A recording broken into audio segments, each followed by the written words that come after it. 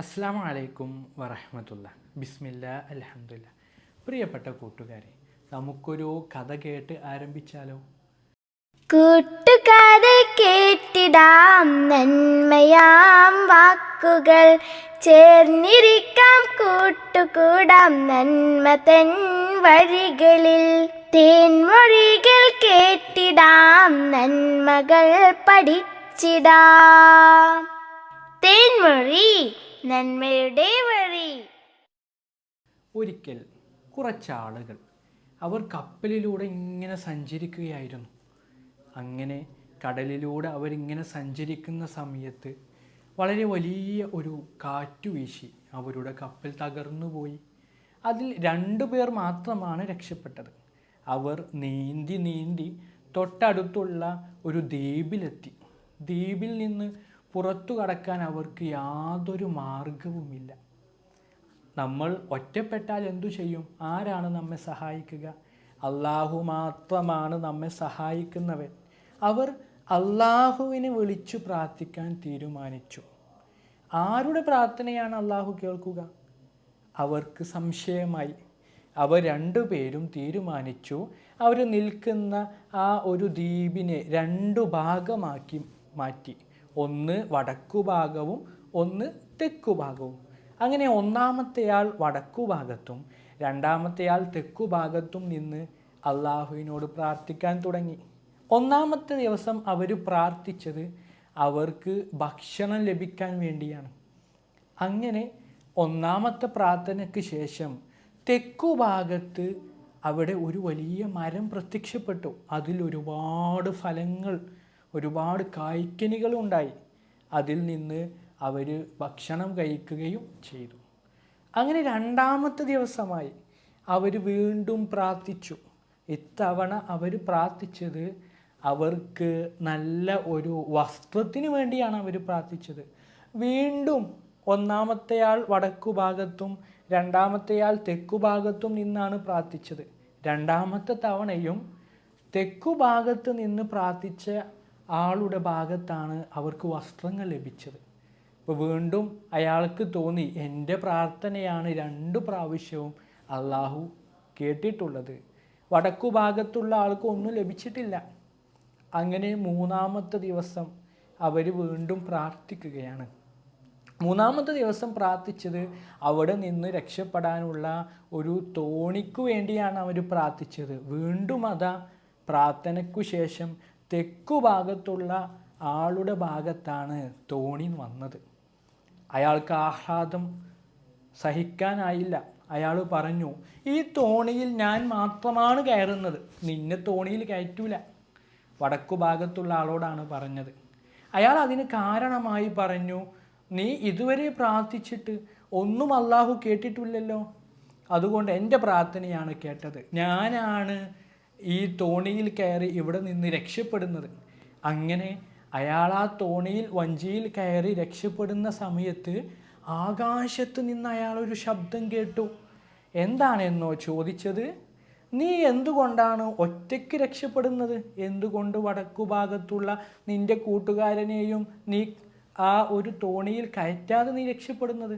അപ്പം അയാൾ മറുപടി പറയുകയാണ്, എൻ്റെ ഭാഗത്താണ് 1ാമത്തെ ദിവസം ഭക്ഷണം വന്നത്, 2ാമത്തെ ദിവസം വസ്ത്രങ്ങൾ ലഭിച്ചതും, 3ാമത്തെ ഈ ഒരു ദിവസം ഈ ഒരു വഞ്ചി തോണി വന്നതും എൻ്റെ ഭാഗത്താണല്ലോ. അതുകൊണ്ട് അള്ളാഹുവിന് ഏറ്റവും കൂടുതൽ ഇഷ്ടം ആരെയാണ്? എന്നെയാണ് ഏറ്റവും കൂടുതൽ ഇഷ്ടം. അയാളെ അള്ളാഹുവിന് ഇഷ്ടമില്ല. ഇനി എൻ്റെ ആ കൂട്ടുകാരനെ ഈ തോണിയിൽ കയറ്റിയാൽ അള്ളാഹുവിന് ഇഷ്ടമില്ലാത്ത ഒരാളെയല്ലേ ഞാൻ കയറ്റുന്നത്. അതുകൊണ്ട് എൻ്റെ തോണിക്ക് വല്ല കുഴപ്പവും വന്ന് ഞാൻ കടലിൽ വീണ്ടും മുങ്ങിപ്പോയാലോ?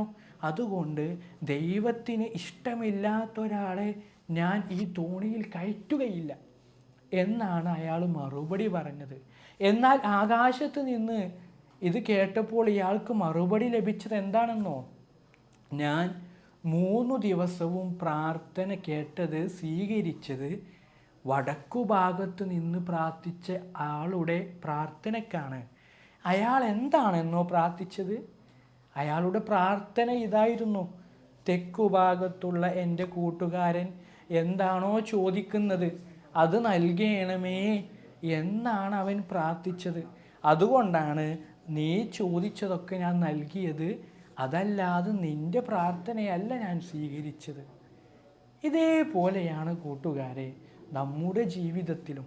നമുക്ക് ചിലപ്പോൾ അള്ളാഹുവിൻ്റെ ഒരുപാട് നന്മകളും അനുഗ്രഹങ്ങളും ഒക്കെ നമ്മുടെ ജീവിതത്തിൽ നമുക്ക് ലഭിച്ചിട്ടുണ്ടാകും. അത് ചിലപ്പോൾ നമ്മുടെ പ്രാർത്ഥന കൊണ്ടായിരിക്കില്ല. നമ്മെ ഏറ്റവും കൂടുതൽ സ്നേഹിക്കുന്ന മറ്റുള്ളവരുടെ പ്രാർത്ഥനകൾ കൊണ്ടായിരിക്കാം. പ്രത്യേകിച്ച് നമ്മുടെ മാതാപിതാക്കൾ, അവരെപ്പോഴും നമുക്ക് വേണ്ടി പ്രാർത്ഥിച്ചു കൊണ്ടിരിക്കും. അവരുടെ പ്രാർത്ഥന കൊണ്ടായിരിക്കാം. അതല്ലെങ്കിൽ നമ്മൾ നമ്മുടെ കൂട്ടുകാരെയും മറ്റുള്ളവരെയൊക്കെ നമ്മൾ സഹായിക്കാറില്ലേ? അപ്പോൾ അവർ നമുക്ക് വേണ്ടി തിരിച്ചു പ്രാർത്ഥിക്കുന്നുണ്ടാവും. അങ്ങനെയുള്ള പ്രാർത്ഥനയൊക്കെ കൊണ്ടായിരിക്കും നമുക്ക് അനുഗ്രഹങ്ങൾ ലഭിക്കുന്നത്. കൂട്ടുകാർക്കറിയില്ലേ, നമ്മൾക്ക് ഒരാൾ ഒരു അനുഗ്രഹം ചെയ്തു തന്നാൽ നമ്മൾ എന്താണ് അയാൾക്ക് വേണ്ടി പ്രാർത്ഥിക്കേണ്ടത്? ജസാക്കുമുല്ലാഹു ഖൈറ, നിങ്ങൾക്ക് അള്ളാഹു പ്രതിഫലം നൽകട്ടെ എന്ന് നമ്മൾ അദ്ദേഹത്തിന് വേണ്ടി നമ്മൾ പ്രാർത്ഥിക്കേണ്ടതില്ലേ? ഇതേപോലെ നമ്മുടെ ജീവിതത്തിൽ നമ്മളെപ്പോഴും മറ്റുള്ളവർക്ക് വേണ്ടിയും പ്രാർത്ഥിക്കണം. കാരണം എന്താണെന്നോ, നമ്മൾ മറ്റൊരാൾക്ക് വേണ്ടി പ്രാർത്ഥിക്കുമ്പോൾ നമ്മുടെ പ്രാർത്ഥന കേട്ടുകൊണ്ട് പരിശുദ്ധനായ ഒരു മലക്ക് നമുക്ക് വേണ്ടി പ്രാർത്ഥിക്കും. നിനക്കും നീ അദ്ദേഹത്തിന് വേണ്ടി ചോദിച്ച ആ കാര്യം അത് നിനക്കും ഉണ്ടാവട്ടെ എന്നൊരു മലക്ക് നമുക്ക് വേണ്ടി പ്രാർത്ഥിക്കും. അപ്പം അതേപോലെ നമുക്ക് തിരിച്ചിങ്ങോട്ടും അനുഗ്രഹങ്ങൾ ലഭിക്കും. അതുകൊണ്ട് എൻ്റെ പ്രിയപ്പെട്ട കൂട്ടുകാരെ, നമ്മളും ഇതേപോലെ നമുക്കൊരാൾ ഉപകാരം ചെയ്തു തന്നാൽ, അല്ലെങ്കിൽ നമ്മുടെ ഒരു കൂട്ടുകാരന് വേണ്ടി, നമ്മുടെ അടുത്ത ആളുകൾക്ക് വേണ്ടി നമ്മളും പ്രാർത്ഥിക്കണം. അവർക്ക് നന്മ കിട്ടാൻ, അവർക്ക് അനുഗ്രഹങ്ങൾ ലഭിക്കാൻ, അവർക്ക് അള്ളാഹുവിൻ്റെ രക്ഷ കിട്ടുവാനൊക്കെ നമ്മൾ എപ്പോഴും പ്രാർത്ഥിക്കണം. ഇത്തരത്തിൽ നല്ല കുട്ടികളായി മാറാൻ അള്ളാഹു നമ്മെ അനുഗ്രഹിക്കുമാറാകട്ടെ. അസ്സലാമു അലൈക്കും വറഹ്മത്തുള്ളാഹി. കൂട്ടുകാരെ കേട്ടിടാം നന്മയാം വാക്കുകൾ, ചേർന്നിരിക്കാം കൂട്ടുകൂടാം നന്മ തൻ വഴികളിൽ. തേൻമൊഴികൾ കേട്ടിടാം, നന്മകൾ പഠിച്ചിടാം. തേൻമൊഴി, നന്മയുടെ വഴി.